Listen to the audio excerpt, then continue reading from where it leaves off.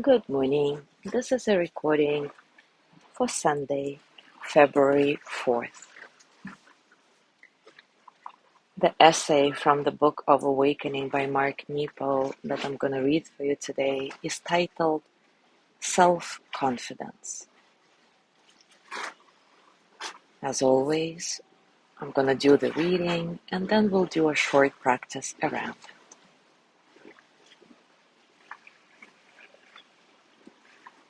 It may have nothing to do with me, but if a friend or loved one is sad or angry, I can secretly wonder, what did I do? What can I do? Why didn't I do anything better to begin with? I am often surprised and humbled by how quickly, in my insecurity, I can begin to assume responsibility for all the wrongs and sufferings I see around me. When thrown off center, when old patterns return, when feeling exhausted or depressed, I so quickly become the exaggerated cause of all that is not right with the world. I know I'm not alone in this. Perhaps it is one of the laws of emotional weather. Sudden lows result in isolated storms. It has happened to me enough over the years that I have to acknowledge the power of negative self-centeredness. We typically think of the ego-centered as being conceited and self-inflated and quite selfish. But this recurring struggle with exaggerated responsibility has made me realize that more often we are ego-centered when feeling deflated, when feeling shaken from our sense of oneness with things.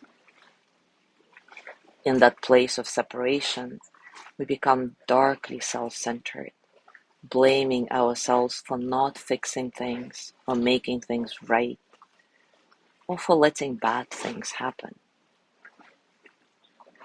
Underneath this self-recrimination is the grandiose assumption that we have the power in the first place to control events that are really beyond any human being's influence. Certainly we affect each other, and often, but to assume that other people's inner moods hinge on my presence is an egocentric way to keep myself in a cycle of sacrifice and guilt. Further, to assume that another's condition or way of being in the world hinges on my presence is the beginning of self-oppression and codependence. In extreme moments of self-centeredness, negative self-centeredness, we can even assume magical proportions of burden in which we feel acutely responsible for a loved one's illness or misfortune because we were not good enough, or there enough, or perfect enough.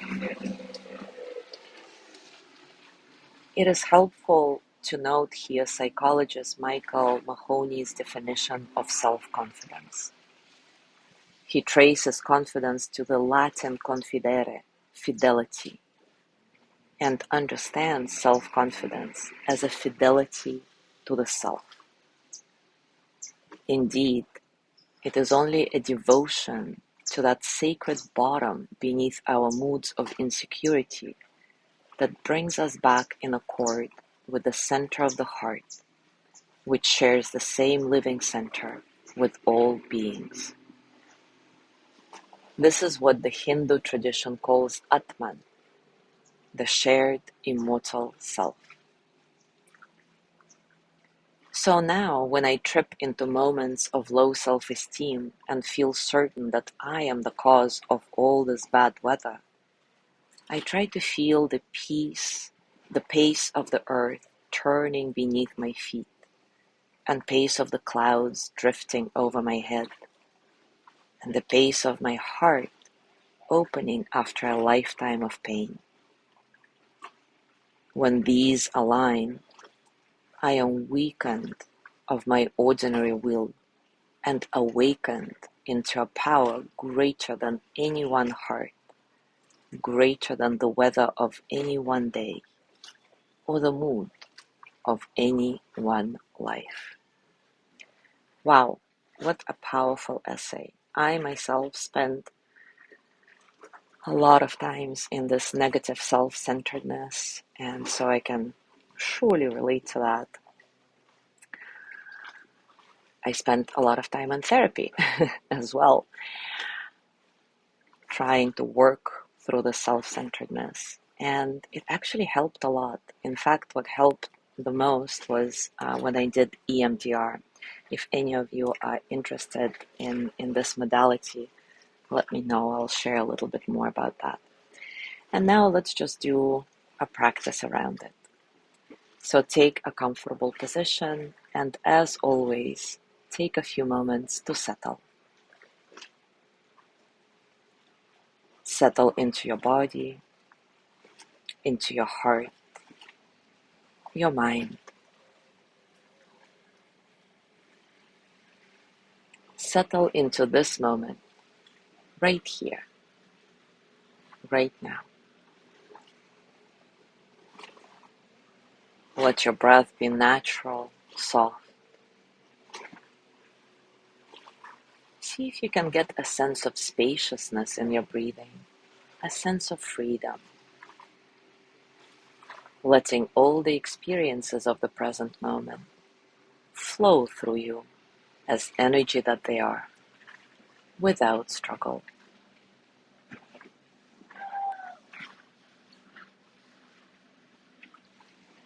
Now bring to mind the last time you felt a loved one's mood sink in your presence. Try not to deflect the discomfort you felt, but rather remember, how did it feel in your body, in your heart, in your mind? What thoughts, what emotions were being provoked by this situation?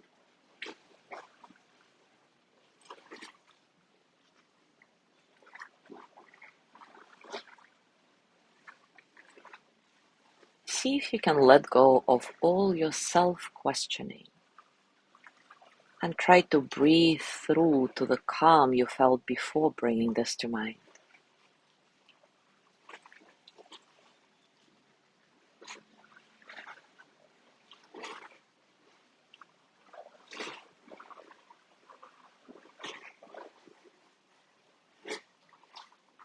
Now take a few deep breaths and connect to the depth of heart you see in this person that makes you love them. And try to feel the love that lives beneath all moods.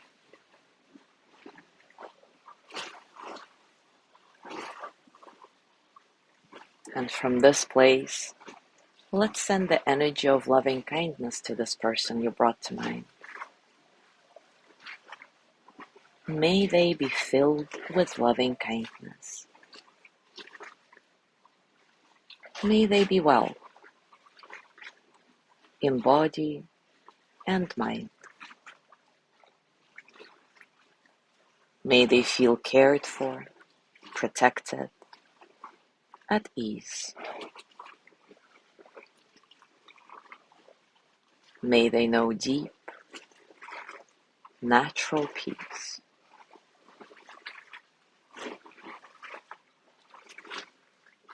And also send loving kindness to yourself. May I be filled with loving kindness. May I be well in body and mind. May I feel cared for, protected, at ease. May I know deep, natural peace.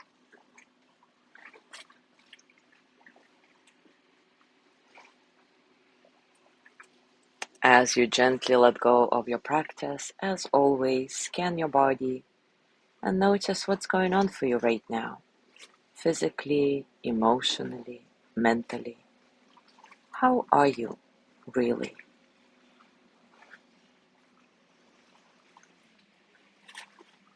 As you go through your day today, I invite you to reflect some more on this and contemplate, how do you react when somebody gets into a quote-unquote bad mood in your presence? Do you tend to feel this is your fault, that you haven't done something or been there enough, or whatever it is?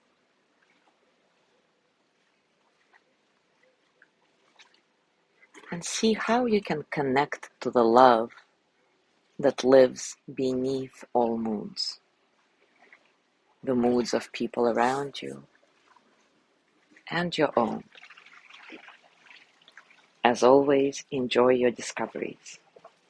Thank you so much for being here today. Have a gorgeous day, and I will see you tomorrow.